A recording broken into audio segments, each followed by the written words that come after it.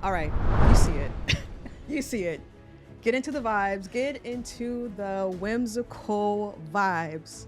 I had to do it today, you guys. This is a very, very special interview, and I've got all my whimsical energy. I toned it down just a little bit for you guys so I wouldn't scare you away. But I got my crown today because we are talking to a self published romantasy author today. Yep, that's right. We're talking dragons. We're talking princesses. We're talking yearning, desire, friends to enemies, enemies to friends. We don't know, just everything in between. And to wrap it all up, radical self acceptance. We're talking about that today. As you guys know, that's a huge topic on this channel. I have the honor of speaking to Dr. Iman Christians, and she is a clinical psychologist by day and a romantasy author by night. That's right. I was actually introduced to her debut novel, Dragon Blind, from a dear, dear friend of mine. This was actually a gift. This book right here, shortly after its release, it hit 1,000 copies sold in 1 month, which is a huge accomplishment for any self-published author. And right now it ranks 16 on Amazon for Black and African American fantasy fiction. Her sequel, Dragon Bride, is number 19 as we speak. So welcome to the show, Dr. Iman. Thank you for having me. Thank you for being here. So you got your cozy, whimsy vibes going too. Yes, I see yours as well. Yeah, I just love that. I love that. I appreciate that energy. I have been looking forward to this. I am a big fantasy girl. I love that. Fantasy, romantasy. It's like one of those genres that's like you love it, but you kind of hate it, but you love it again. You know, and it just sweeps your heart and takes you away. Yes. So before we start our show officially, I always like to know the hobbies of my guests, because hobbies is how I survive burnout. And that's a big part of my story and this interview series. So like, what would you say is like your number one hobby? My number one hobby is writing. That is something I started to do to work through that burnout I was feeling at work and just, doing it all, being a mom and all of that. And then I said, well, maybe I could turn this into a book. And then I started writing and I never stopped. So that has taken up a lot of my time, but it's been very enjoyable. Oh, and it looks like it. Yeah. I mean, you are a sensation online. Wow, thank you. It's so easy to follow your story. I've you. been enjoying like your journey with this book, and your recent release as well. So tell us a little bit about the Lightbearer series. So it is, if you are a Game of Thrones fan, it is very Game of Thrones inspired. And that is something I spent a lot of time is watching all 8 seasons. And when we got to the 8th season, I thought, I don't like the way they treated Daenerys. She should have had a better ending. And I started writing, and so Dragon Blind is about a princess who has 3 dragon eggs, and she's got to get them to safety. And I just thought, I can write a better story than how this ended. And so that's how it came to be. It's also a little bit Fourth Wing inspired. There are some people who really enjoy Fourth Wing. What I took from that and really loved about that is the personalities of the dragons. So dragons are main characters in Dragon Blind. Oh, I love that. I love that. You just released Dragon Bride. Yeah, which is a big deal. Yes, this is amazing. Yeah, I'm really excited. Yeah, just, what was it, a week or 2 ago? I can't even remember. It's been like a whirlwind. Yeah, I can only imagine. So whenever I'm reading my fantasy books, I'm always thinking about the intention of the author. Like I feel like every author, and this is just, I guess, what I romanticize about authors is like they always have some kind of intention, like maybe a statement they're trying to make in society. Is there any statement, or what is the statement that you're trying to make with this series? That you don't have to change yourself to be loved, and that you are enough just as you are. Wow. Yeah. Oh, that's really wonderful. Wow. And this, wow, that's actually really something. And I feel like Asha and she deals with a lot of that in inside of this book without necessarily giving too much away. Yeah. So the premise is she's not really accepted by her family. And it's because she's a woman, but also because she's blind. And that is not something that is accepted in that society. And she's looked down on. Yeah. And so that's something that she has to figure out and decide if she's going to overcome those things. Yeah, and it's kind of like her superpower in a way, which is really unique because this is something that me and my friend, who's a huge fantasy, romantasy girly like myself, we love like magic and how authors like play with magic, and it kind of seems like Asha's blindness is like a part of her magic. Yes, Yeah. yes.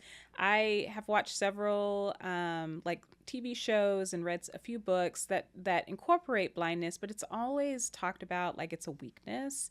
And I started to think about, what if blindness was a strength? What if it is a superpower? Because it's a part of her. It is unique, something unique about her, and she shouldn't have to change the way that she is for people to accept her. And I've seen that a lot of your reviews, in your reviews, a lot of people they're having a hard time accepting that. Did that come as a surprise? Yeah, I would say most people, like, that's the part that they love, like, what, because they can attribute it to so many things. But there are a few that, why is she accepting this? Like, why wouldn't she want to change this about herself? And I just try to remember that sometimes you read a book and it doesn't come at the right time. So maybe the person reading that book who's struggling with this is struggling with their own thing that they haven't worked through already. And that's where like being a psychologist comes into play. I'll say something to a client and like they're not ready to pick that up yet. And then they'll come back to me 6 months later and they'll say, remember when you said this? And I'll be like, no, actually, I don't remember that. And they'll say, well, this is what you said and you were right. Wow. Oh my gosh. Yeah. So that kind of leads me to like, I do have a lot of friends and family who want to be self-published. When it comes to dealing with those like negative reviews or reviews that are just not as positive, I guess, because I don't know if I want to call it negative or not, because it just doesn't feel right to say that. But like, how do you grapple with dealing with those reviews that may not be as like great to read? Yeah, so I try not to spend a lot of time on Goodreads. I have been lately just because the new book was coming out and I wanted to see what the response was.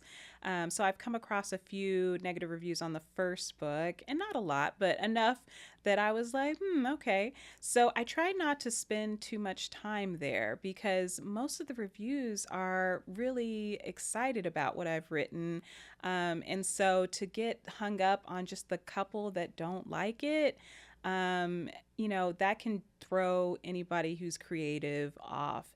And I mean, I talk about this with my clients. Like 10 people said that you are wonderful, but you are stuck on this one person who said that you weren't. Yeah. And I just have to keep moving forward. They say in the writer-reader space that reviews are really for the readers. They're not for the writers. And I've never heard that before. yeah, and I didn't believe it until I started, like I read my first negative review and I was like, oh, this is not this is not for me. This is for them, or whoever's coming across it who may pick that up. But that also helps to remind myself that really Goodreads or any place like that is for the reader. Wow, that's interesting. That's a really nice take home though, of like the reviews are for the readers and not necessarily the author. I really like that. Well, so I'm hoping that helps you guys, out there who are, overthinking reviews and self-publishing, because I do hear that being one of the main like resistant points where they are so afraid of what someone's going to say. Yeah. Absolutely. One of the so I, was on your Substack and read your Substack. You guys have to follow her Substack. It's just so encouraging there. I want to read one of the things that you said. I'm going to paraphrase a little bit in regards to your leap and dealing with like imposter syndrome. So You said that imposter syndrome doesn't quietly pack its bag and leave after the first book. It plants a chair right next to your desk. I've decided I'm not waiting for confidence to arrive before I push forward. So, taking this big leap to self publish, I mean, it seems like it really was a journey Mm-hmm. for you. Can you It kind really of was. talk Yeah. to that a little bit? Mm-hmm. So I think a lot of people who are writing, like the first thing that you think of is, well, I'm going to go to a publisher and I'm going to get my book traditionally published. And so you have to get an agent. There's a whole process to it. So I spent a lot of time like investigating what I needed to do. And then I threw myself into what they call the query trenches. So you query these agents trying to get them to take a bite. Mm-hmm. And you get a lot and a lot of rejections. And you actually grow some thick skin after that, because when you get these rejections, most of the time they don't give you personalized feedback. So you have no idea why they're not interested in your work. And I started to follow a lot of authors who were also in the query trenches. And I just learned a lot that it's not necessarily that your book isn't good, it's that the agent either feels like they can't sell it or the market, it's not right for the market at that time. So there's a lot of different reasons. And then I saw people kind of on the other side of traditional publishing where they were waiting like 3, 5, 10 years to get traditionally published. Wow. And I said, this story is ready right now. There's somebody who this story will touch. And I'm not willing to wait for someone to tell me my story is good enough. I already know my story is good enough. Yeah. And so then I started to look into the self-publishing realm. A lot of self-publishing authors are very happy. So the negative experience you have going the traditional route, it is the opposite when you start going down the self-publishing route, because all of the authors who are successful or who have made it are so willing to come to you and say, hey, this is how you do it, or this is some the advice I would give, or I wish I had when I went through it. And they kind of like take your hand and take you through the process. And so I've made such incredible friends. So the self-publishing route has been really wonderful, and I'm glad I didn't wait. Wow. And so with self-publishing, um, if you want to publish in a traditional manner, you can't release the book at all. You can't release the book at all. Yeah. You just have to keep it under wraps. And a lot of people, they'll say, I'm going to shelve this project. So they've worked a year or two on this book and they say, okay, I'm going to put it on the shelf and I'm going to work on the next book. And then they go through the process all over again. So people who are traditionally published, they have really put in the time. Wow. I decided to take a different route because, it's not just that the timeline didn't work for me. It's also when you look at the books that are being published, a lot of the people or a lot of the characters don't look like me and you. They as much as I think the traditional publishing is trying to diversify itself, it's going very slowly. And that was another barrier I was running into. I kept thinking if my characters maybe looked a little bit different, then maybe I'd have a different outcome. Yeah. Yeah. And that's a true and real thing. And I think sometimes that can be hard for people to accept. I mean, we're going to keep vibing on this topic of acceptance, but I think that is a hard truth for a lot of people, that sometimes that kind of difference, racial difference, can be between the yes and the no. And that can be hard to stomach. Absolutely. Yeah. Absolutely. Yeah. And when I went down the self-publishing route, I thought, do I lean into that these are Black characters and this is a Black world, or do I hold that back a little bit? And I decided to lean in. And when I did lean in, that's when I found my readers.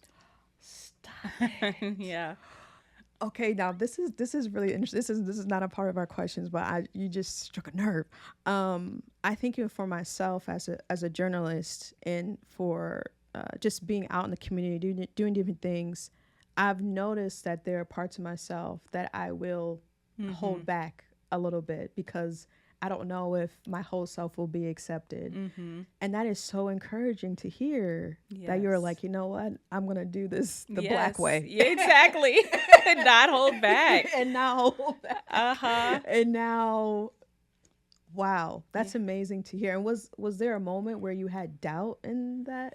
Yeah, it was really scary because uh, the truth is a lot of people are going to read this, not just black people, but I was listening to a TikToker who he sells eggs and chickens, and so totally unrelated. Mm-hmm. But he said in his he does a lot of commentary. He said the people who will support you first and who won't leave you are the people who look like you, and he's Mm-hmm. he's a black creator.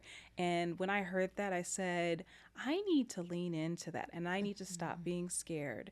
And once I did, like, the gates really opened and the Yeah. response has been incredible. Wow, that's Hmm. amazing. You can see it. I mean, it's all over Yeah. the internet and Amazon and all that. Wow. I love that. Yeah. I hope that really encourages a lot of you guys out there because that was really encouraging. Mm-hmm. I guess I've always played into that to this world of showing myself and not showing myself Yes. quite fully because I see like how disgruntled people Mm-hmm. can be and how they can feel, and I guess I get so caught up in that I'm not. I just hold myself back. I'll just hold myself back. Yeah, Yeah. absolutely. I think it's something that we all deal with. I definitely deal with it in the corporate world, and I mean Asha deals with it a little bit in the book. Yeah. So absolutely, it's something that it's like almost like we have to mask ourselves, Mhm. and that can be really challenging. Yeah. Mm-hmm. Yeah. When it came to building out this world in the Liberia series, what were some of the first things that came to mind building out this world? Yeah. So I really didn't want to use European references. I mean, there are some, but I started to look at, like, if this were a magical kingdom, say set in Africa, what would the geography look like? How would like what materials would be used, so that it is not like a copy and paste of every story that you Mm-hmm. see out there. So as much as this is like Game of Thrones inspired, which they lean heavily on European settings, I really wanted to lean a bit more on African settings. Mm-hmm. So just trying to do the research and find different ways to talk about that, Mm-hmm. and not keep the characters in one place, that each of the different kingdoms look so different and value different things, and Mm. even worship differently than some of the others. Yeah, Hmm. and the characters in the book and how you built them out was really unique, and I wondered how much of your experience as a psychologist, a clinical psychologist, plays into Hmm. how you built out the characters Yeah. and their development. Absolutely. It played a big role, for sure. And there are definitely elements in the book that I'm like, yeah, I would definitely do that as a therapist. So there are themes like PTSD, post traumatic stress disorder, Mm-hmm. some depression. In the book, and in the second book, I actually touch more on the grief aspect of things, that we can.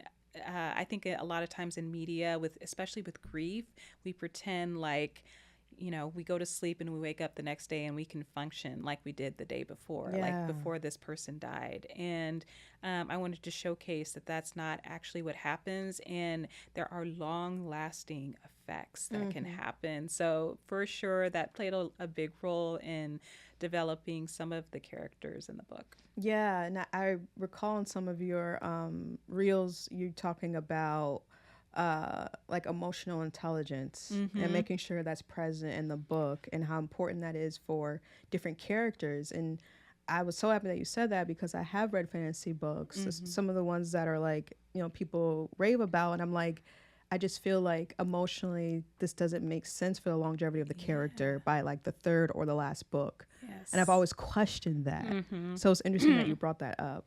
Yeah, absolutely. I think people kind of forget that growth path that typically people want to take. Sometimes they want to do the reverse, but in this case, I do want to show the growth of these characters and how they change. And so that's not something that I've forgotten. You spoke of emotional intelligence. So when I was thinking about the book, not only did I want the blindness to be a superpower, I also wanted her being aware of her emotions to be a superpower, because in this world, showing your emotions is a sign of weakness. Mm. And I would say some of that is present in our own Oh world. my gosh, yes. And Yeah. because I spend so much time talking about why are we holding these emotions in? There's nothing wrong with feeling them or showing them. And so I wanted that present in the book, that my main character, Asha, she can feel emotions deeply. And sometimes she even expresses them. And the people around her are like, what are you doing right now? Are you crying? Stop the crying Yes. now. So, absolutely. Yeah, Hmm. that was a thought. Hmm. Yeah, and oh no, that's actually funny because I notice myself sometimes holding back whenever I do cry. I've been trying to just now in my 30s, I'm just like welcoming crying. Hmm. Like Yes. something as simple just as crying Hmm. and being okay with, hey, I have this emotion, and if I have it in front of other people, Yes. that's okay too. Hmm. And having that acceptance and Yes. not holding back too much. I hold back a little bit because I have an ugly cry. Yes. It's a terrible ugly cry. Like my face bunches up. It's Me just too. yeah. It's just an ugly I cry. struggle to breathe. I'm like, Yeah. let me hold this for later, but a Yeah. tear or two are Dude. fine. Yeah. I'm like, let me just let the couple up drop. You get the Yes. point. Yes, exactly. Oh Yeah, gosh. the ugly cry is not a good Uh-uh. cry. Yeah. But I felt myself hold back, and it just it breaks my heart, you know. And I think with I don't I know this sounds so cliche, but with age, it's Hmm. like you hit a certain point of awareness and it's like, man, I hold myself back Hmm. in a lot of different ways. Yes. And Hmm. it can be because of emotions, Hmm. my blackness Hmm. and what that looks like in different spaces. And it's just amazing to keep looking at that chart of like, here's how I'm holding myself back in this situation and that situation and that situation. I can't even imagine how you Hmm. see that through your clients. Absolutely, absolutely. I work primarily with African Americans, but I would say African American women in particular, and I Hmm. see that so much. And I mean, there is a reason for it. It keeps us safe.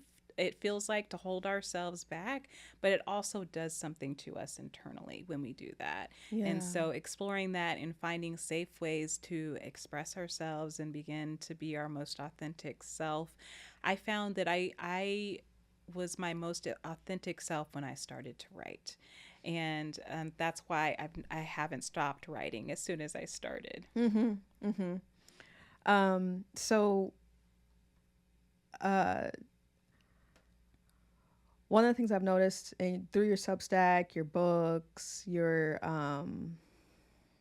oh man, your online presence and everything is that you have this consistent message of being deserving, Mm-hmm. noticing your worth, Mm-hmm. that you do not have to go underestimated. Mm-hmm. You can be seen, you are seen, which I love that kind of encouragement. And I've always felt that however we encourage other people is like Mm-hmm. a glimpse into our story. Mm. So I'm kind of curious, about your journey through self acceptance, through maybe being underestimated. Oh, absolutely. I had this thought when I was going through school. Like, I was working through my bachelor's degree, and I thought, when I get this bachelor's degree, people will take me more seriously. Like, they won't treat me like, I don't know, uh, in a negative light, I always felt like. And so I got my bachelor's degree and nothing changed. And I thought, well, it's because I haven't gotten enough education. Like a lot of people have gotten a bachelor's degree, so I'll get something that very few people have gotten. I'll get a doctorate degree. And so I spent lots of time doing that and really enjoyed the process. And I got out and people started calling me doctor. But the respect didn't come with it. And just the way that sometimes I'm underestimated. I'll share a story. I started a job. It was probably my second day on the job, and they asked me if I would do an interview. And I thought, oh, it's kind of early for me to do an interview like with the news. And I said, but I can do it. I've done a few interviews. So the lady comes in, the reporter, and she says, oh, I'm here to meet Dr. Iman. And I said, oh, well, that's me. And she's like, oh. She said, I thought you were an intern. And like, didn't notice like that would be offensive, harmful to me, did not apologize. And I think what hurt the most is that the people around me let it go. Did not say anything, did not come up to me afterwards. That was really, really painful to me. And I said, it's not all of these degrees that are going to bring me this acceptance that I'm seeking. I actually have to accept myself. I have to stand up for myself. And I will always remember that experience. And I really try to show up for myself, but also show up for other people who I see are in that experience. I am not quiet when I see injustice like that. So, yeah, that is, I think, a lot of Asha's journey is my own. Yeah. Oh, okay. Yeah. Gosh, I've had the same experience. Yes. It happens to a lot of us. You get your degree. Yes. I too remember being in communications and graduating with my bachelor's, and I felt like that wasn't enough. Like I wasn't being taken serious enough. And then I became a software engineer. And I was like, oh, yeah, I'm definitely going to be respected now, certified and everything. And yet and still I had situations where people thought that I was the intern, but I was the developer on the project. And, when you are constantly faced with that, we've consistently been faced with that. It does something to you. Like it's just like a little mark. Yeah. Like little by little. And then you have the same situation happen over and over. And it just does not feel good. Nope. Yeah. Nope. So I think, advocating for others and like when you see it and just speaking on it, making a place for people to speak on their experiences. Because I am so shocked at every story that I hear of powerful women who experience this, especially powerful Black women who experience the same thing. Yeah. I'm going to take a little bit of a pivot here. I was thinking about Kennedy Ryan when I was preparing for this interview and some of her recent comments in some interviews and stuff like that. And people were, I guess, alluding to this idea that fantasy and romantic authors and romantasy authors have this responsibility to give us a love that is realistic, to give us a love that we can look forward to. And her response and some of the people that commented on that video were kind of like, well, are these authors, responsible for how love is portrayed and seen in our books, especially when it's fantasy? How do you feel about a topic like that? And do you feel that pressure of like showcasing love in a certain way? Yeah, I think I write love in the way that I would want and expect to be loved. Some of the grand gestures that I might write in a book are, fantastical because we're in a fantastical world. But I think the core components are that this man respects you, or man or woman, that they are not harming you, and first of all, that you love yourself before you even receive this love. And those are the core components, I think.